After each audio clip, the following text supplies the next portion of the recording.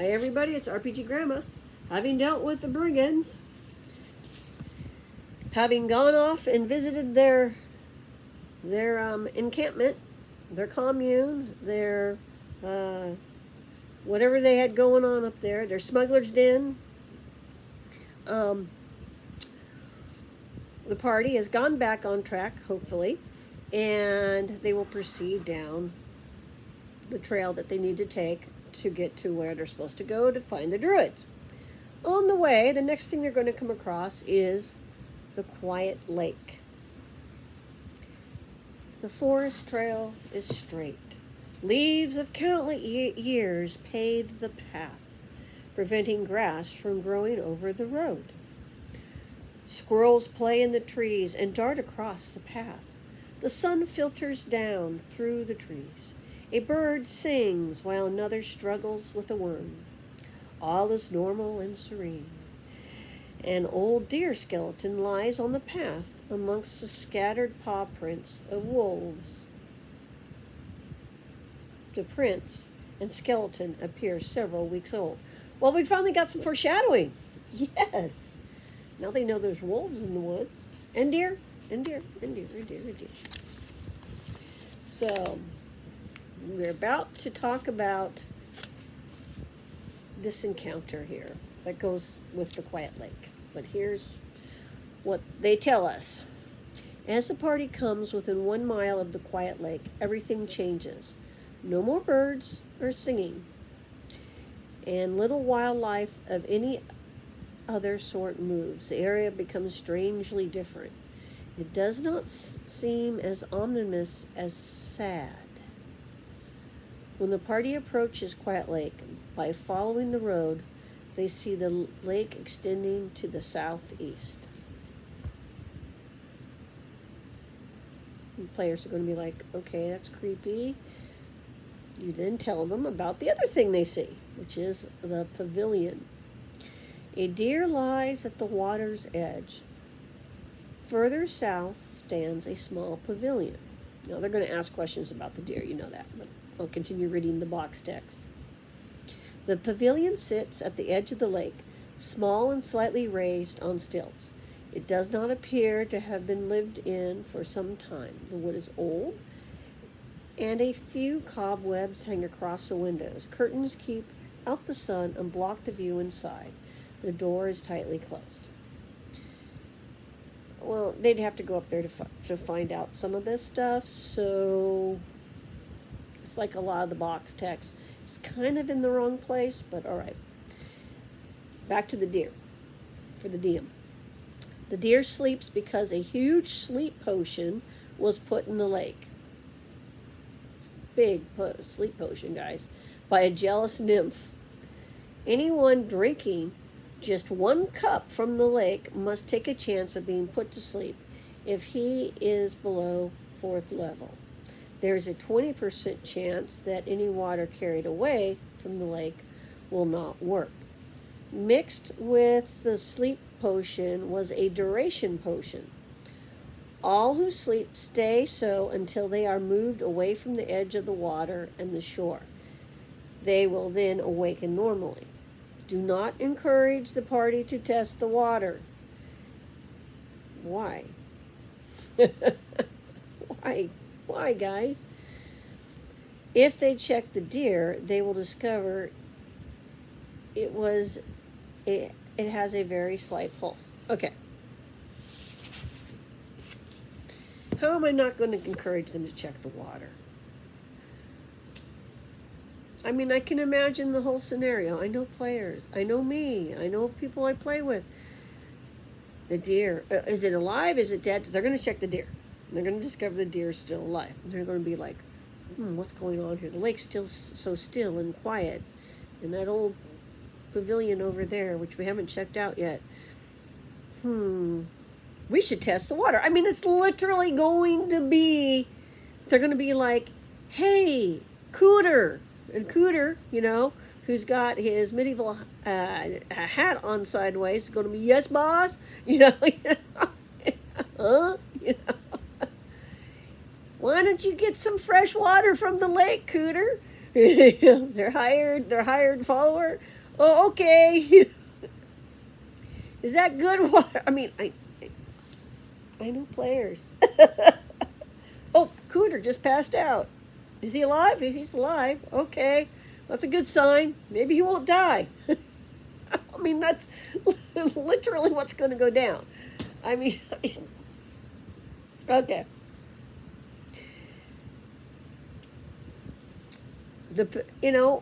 What? No magic user is going to go detect magic if they have that spell.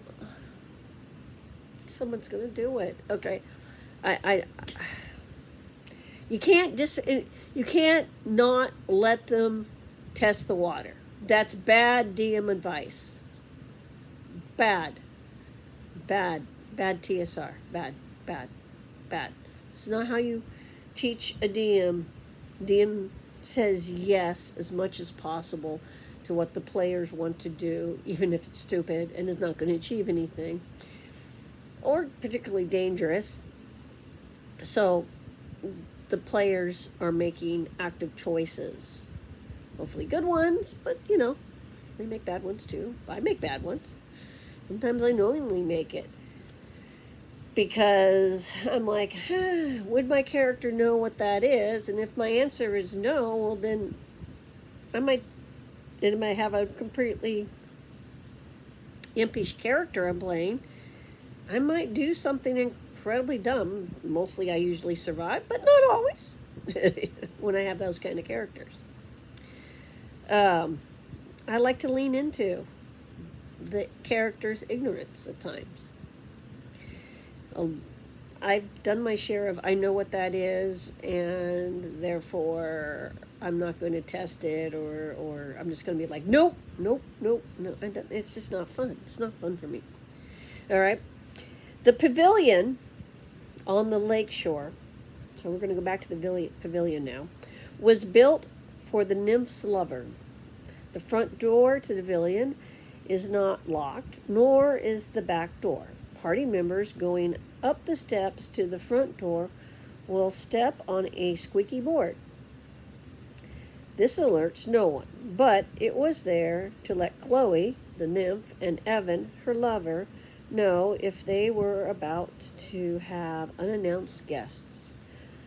The only access to the back door is to go into the water and swim to the door. And they could accidentally, evil DM moment here, accidentally ingest some of that water while they're swimming, and that would knock them out and put them to sleep magically. That could potentially drown them. Again, why would you not let them test the water? But okay. Okay. Inside the pavilion, the front door is not locked.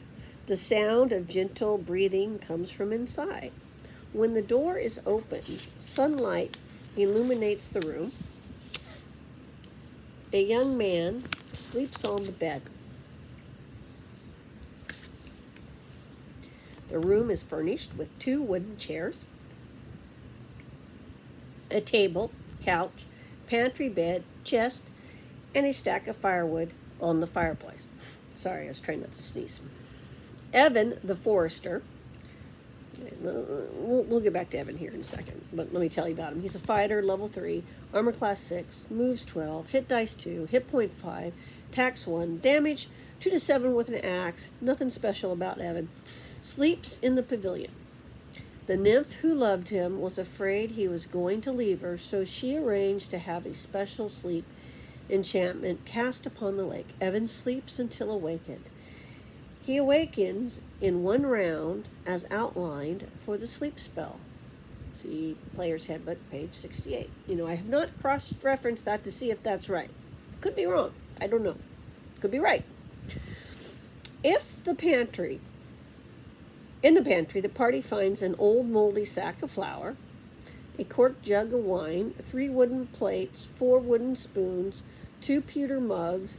In the chest lie blankets, 2 candlesticks, tinder and flint, and a dried out wreath of water lilies which Evan kept as remembrance of Chloe. The fireplace has no secret compartments. There is no treasure in the room. Evan owns a longbow and a dagger. The longbow and a quiver of 10 arrows rest in the northeast corner of the room.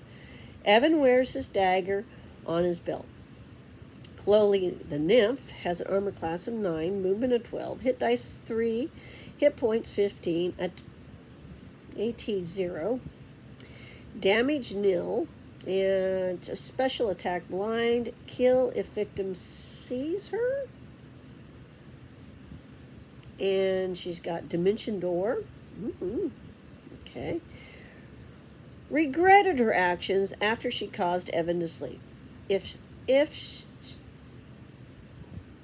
the party manages to awaken Evan, Chloe shows her gratitude by giving them 100 gold pieces each and a potion of invisibility. But she will not choose to appear until the party has searched the pavilion or unless the party tries to leave without attempting to awaken Evan. If the party does not wake Evan, Chloe approaches them and pleads for their help. She offers them the invisibility potion for helping her. Chloe appears as a young, innocent girl of 16. She cries and wrings her hands, telling the party that her lover needs her help. She cannot awaken him and is obviously too distraught to think of a clear solution to her problem. After the party awakens Evan, Chloe gives them a potion to pour into the lake. This is the antidote for the sleep enchantment on the lake. She gives them enough to purify the whole lake, but the entire potion must be poured in. Once the potion is poured in, the area around the lake seems to revitalize and become more pleasant. The birds sing, the area appears as wild as the rest of the woods. Okay. Yes, you heard me right. She has the fix for the problem on her. So, things I would do. Well, first of all, you don't need to tell us the age of the nymph. Don't do it. Make her age appropriate for your group. Now, we're going to see this young thing pop up again with the girls. I'm guessing they were making it for teenage boys. The module. That's what they had in mind. And that's fine. It's just, we didn't need to know her age. Okay. Because once was a little, twice, and then it gets weird and creepy. Okay? I'm just saying it's going to happen again. The age thing.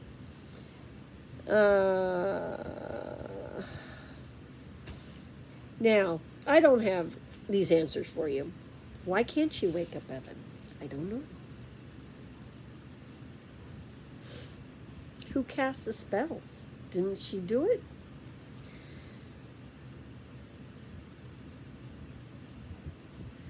You know, it's just so strange. My little notes I had written down here. It makes. This is one of the ones that everybody is like, huh? So it seems like somebody else should have the antidote, not Chloe. Like they're gonna have to go get it. That makes somehow more sense. And it really doesn't say. I guess if the party figured out to drag somebody, like if somebody drank the water and fell asleep, and they were like, "Oh no, we're gonna have to take them back to the village for healing," and then when they got so far from the water, then that PC or NPC would wake up, right? Because knowing my players, they'd probably kill and eat the deer. Just saying. Then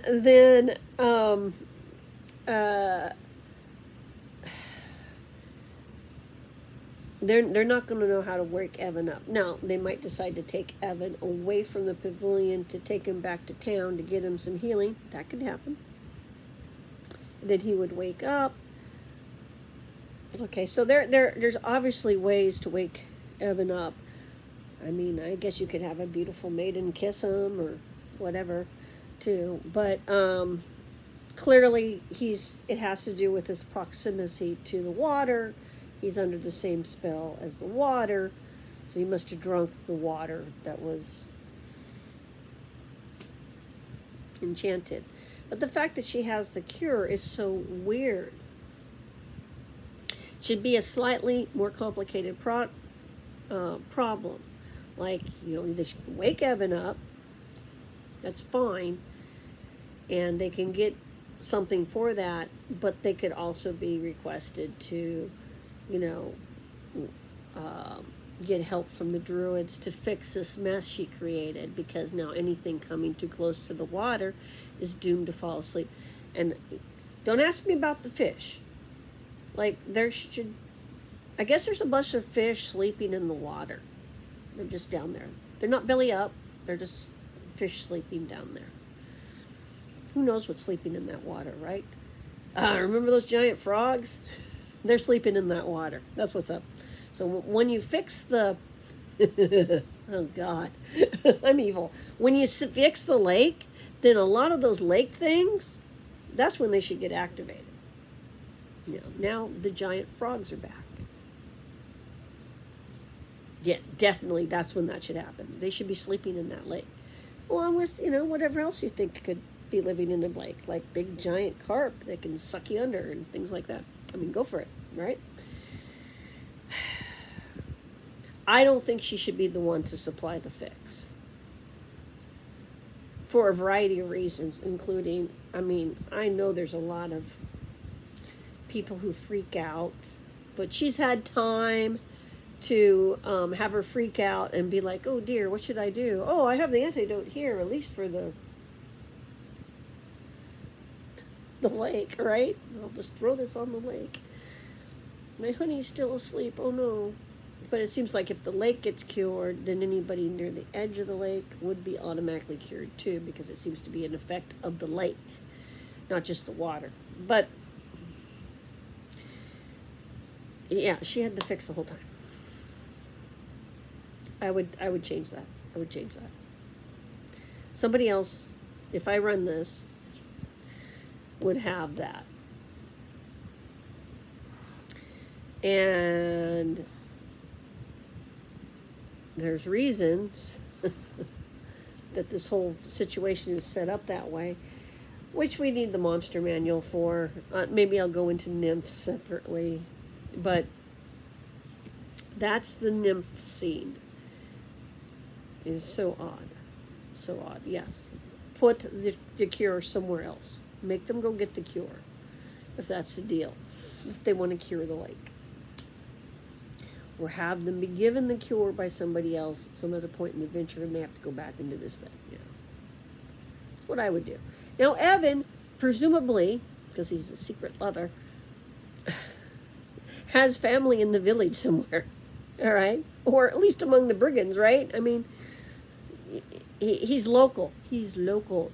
So, on Evan, put some thought into how he fits into the town and the village, or the community. Does Evan have a wife and children? Is he a bit of a dog? We don't know. That's for you to decide. But he should have at least parents worried about him, or a brother or something, or a sister. Or a cousin. I haven't seen my cousin Evan. He disappeared into the woods and never came back.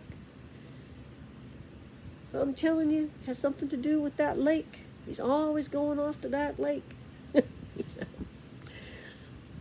So, I'm just saying, there should be a little thought put into Evan when they are in town, if they're coming from the town. Evan, if they've been living in the town for a bit, instead of just stumbling into it like the module's laid out, Evan should be somebody they know. Like, he has a secret girlfriend. And everybody knows he has a secret girlfriend, but nobody knows who it is. And the whole town's been guessing which lass it is in the village. but he's always going off to the lake, secret rendezvous, and no, we don't want to go spy, He's such a shy boy. So when he stops coming home, people are be going like, well, what happened to Evan? Wasn't it the wolves, etc. Now, the fact that the trail hasn't been walked on for a while, and it sounds like Evan's been out there for a while with the cobwebs and the moldy flour and all that stuff. So how long has Evan been missing also is an issue. So depending on how you're introducing the village, either as a home base, remember we have no village map, you have to make your own, or as the party wandered into this whole disaster, and then they're going off and doing stuff. If he's been gone for a while, then there should be like people looking for him, and at the town meeting, people, well, we still haven't found Evan. We need Evan for the the summer festival, or whatever time of year it is, and the harvest festival. Stuff like that. You should use Evan being missing being important, just as important as other things. Like, we need Evan back because he's supposed to partake in the ancient ritual and all that kind of stuff. So I'm just saying, think about these things when you're reading through a module, even one that doesn't make sense a lot, like this one. Start going, how do I work these characters into a bigger thing that's going on? Because Evan, being a forester, he probably has contact with the druids. He clearly has contact with nature spirits, the nymph, for one. So he's probably working with the druids. So he's probably part of that faction for the town. All right, moving on. We'll move on to the next episode. Talk to you later. Bye.